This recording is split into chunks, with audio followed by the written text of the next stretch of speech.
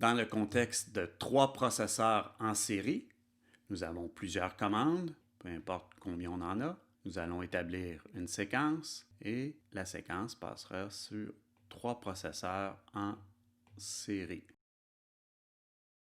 Toujours dans le même sens, d'un processeur à un autre. Et c'est la même problématique que le cas à 2 processeurs en série.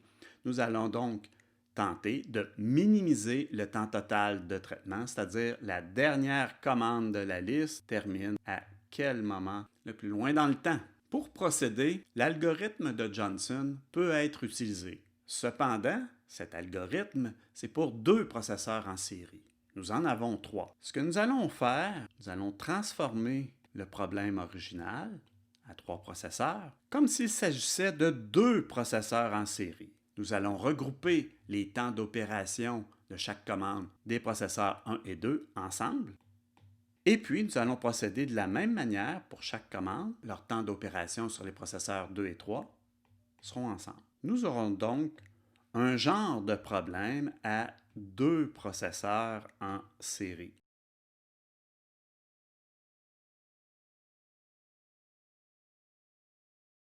Mais c'est un problème fictif, c'est une situation fictive.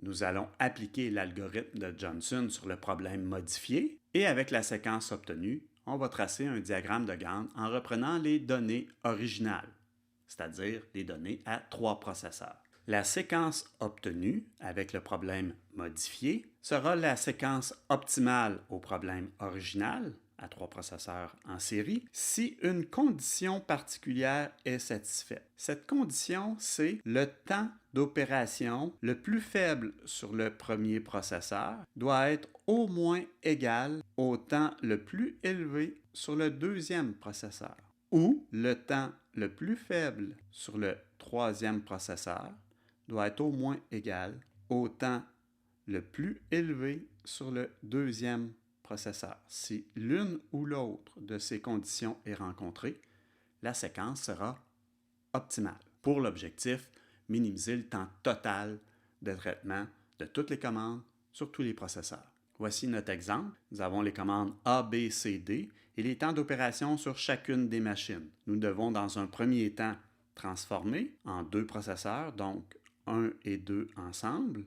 13 plus 5, ça fait 18. 5 plus 3, ça fait 8. 6 plus 4, ça fait 10. 7 plus 2, ça fait 9. Puis nous faisons la même chose avec machine 2, machine 3. Les temps d'opération, on les additionne. 5 plus 9, 14. 3 plus 7, 10. 4 plus 5, 9. 2 plus 6, 8.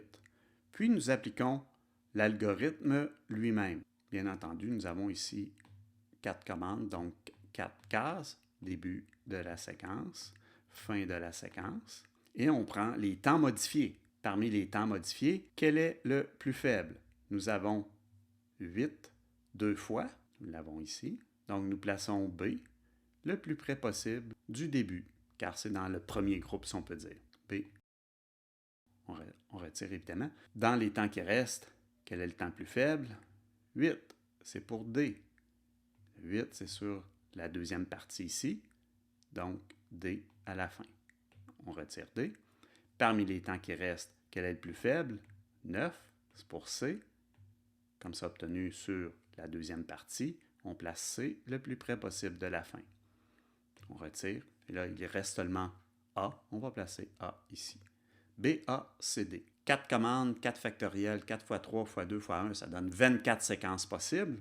BACD, c'est l'une des 24. Et parmi les temps, on voit que le plus faible temps sur la machine 1, c'est 5, et le temps le plus élevé sur la machine 2, c'est 5, ce qui fait que la condition est rencontrée. BACD va donner le temps de traitement optimal, c'est-à-dire le plus faible pour terminer toutes les séquences. Et avec BACD, on procède avec un diagramme de Gantt. En abscisse, le temps, en ordonnée, les ressources, et on procède.